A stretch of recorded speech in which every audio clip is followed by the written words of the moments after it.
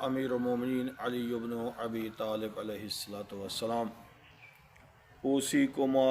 و جمیع ولدی و اہلی و من بلغہ کتابی بتقوی اللہ و نظم امرکم و صلاح ذات بینکم۔ حضرت امیر المومنین علیہ الصلوۃ والسلام کی نگاہ میں تنظیم کی کتنی اہمیت ہے۔ اندازہ کیجئے جو وصیت کے الفاظ ہوتے ہیں یہ انتہائی اہم الفاظ ہوتے ہیں، اہم پیغام ہوتا ہے، کیونکہ جو وصیت کر رہا ہوتا ہے، اور یہ مولا کی وصیت بھی وہ ہے کہ جو مولا نے ابن ملجم کی ضرب لگنے کے بعد حضرت وصیت فرمائی، اور آپ اندازہ کیجئے کہ علی کی آخری سانسیں ہیں، آخری سانسوں میں مولا کس چیز کی وصیت فرماتے ہیں، کیونکہ جو آخری اوقات میں وصیت کی جاتی ہے وہ اس شخصیت کے ہاں اتنی ہی اہمیت کی حامل ہوتی ہے، کیونکہ وہ ہمیشہ اہم امور کے بارے میں وصیت کرتا ہے، کیونکہ اس کے پاس وقت بہت کم ہوتا ہے، جس کو وہ بہت ہی اہمیت دیتا ہے اسی کی وہ وصیت کر رہا ہوتا ہے۔ آپ اندازہ کیجئے کہ مولا کائنات اپنے آخری اوقات میں کس چیز کی وصیت فرما رہے ہیں۔ مولا فرماتے ہیں پہلی بات تو یہ ہے، یہ میری وصیت فقط اور فقط حسن و حسین کو نہیں ہے، یہ میری وصیت اپنی اہل و عیال کو نہیں ہے۔ مولا نے فرمایا من بلغہ،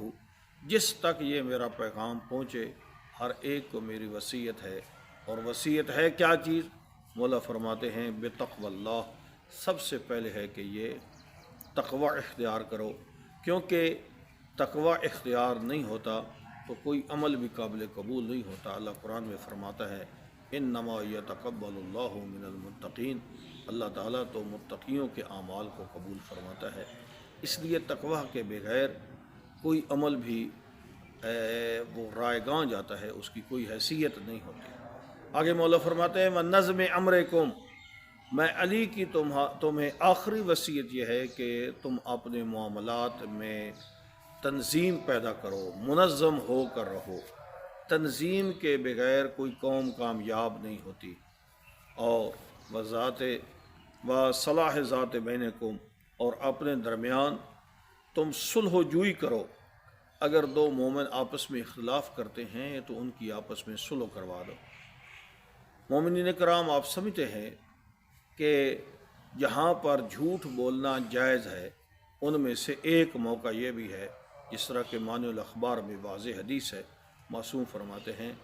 کہ جن مقامات پر جھوٹ بولنا جائز ہے وہاں اس سے ایک مقام یہ بھی ہے کہ جب دو مومن بھائیوں کے درمیان صلح کا ارادہ ہو تو جھوٹ بول کر بھی، یعنی ایک دوسرے کو کہو، ان کو بولو کہ یہ دوسرا تیرے بارے میں تو بہت اچھے خیالات رکھتا ہے، اس لیے جھوٹ بول کر بھی صلح کرواؤ۔ لیکن ہمارا مسئلہ یہ ہے کہ ہم جھوٹ بول کر بھی مومنین کو آپس میں لڑوا تو دیتے ہیں، لیکن ہم ان کی آپس میں صلح کروانے کی کوشش نہیں کرتے۔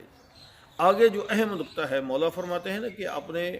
امور میں تنظیم پیدا کرو، منظم ہو کر رہو۔ قومیں کامیاب ہوتی ہیں جس وقت ان کے اندر تنظیم ہوتی ہے، ایک دوسرے کی رائے کا احترام کرتی ہیں، ایک دوسرے کے مشورے کا احترام کرتی ہیں، اور ایک دوسرے سے مشورہ کرتی ہیں۔ جب مشاورت کے ساتھ اور باہمی منظم ہو کر معاملات کی تنظیم بنا کر چلا جاتا ہے تو وہ قومیں ہمیشہ کامیاب ہوتی ہیں۔ مولا فرماتے ہیں آگے ایک خطبہ میں ارشاد ہے مولا کا، غالباً خطبہ نمبر 111 ہے، جس میں مولا ارشاد فرماتے ہیں کہ تم آپس میں منظم ہو کر رہتے کیوں نہیں ہو،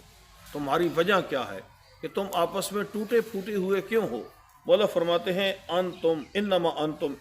اخوان علی دین اللہ، تم ظاہری طور پر اللہ کے دین میں ایک دوسرے کے بھائی ہو، سب کلمہ گو ہو، ایک اسلام کے پیروکار ہو، ایک ولایت کے پیروکار ہو، لیکن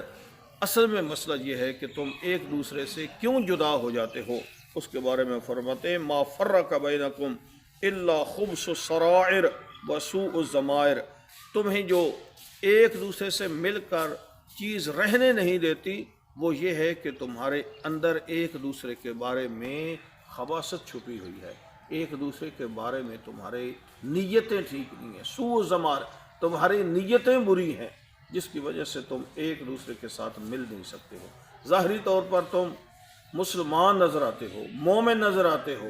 شیعہ نظر آتے ہو، لیکن ایک دوسرے کے بارے میں جب نیتیں ٹھیک نہیں ہوتی تو اس وقت آپس میں تنظیم پیدا نہیں ہوتی۔ ایک دوسرے کے بارے میں نیت کو ٹھیک رکھنا چاہیے۔ ایک مومن اگر آگے بڑھ رہا ہے اس کا سہارا بننا چاہیے، اس کی پشت پناہی کرنا چاہیے، نہ کہ اس کی ٹانگیں کھینچنا چاہیے۔ جب یہی نیت ہوتی ہے کہ میں نے کسی کو آگے نہیں بڑھنے دینا، فلاں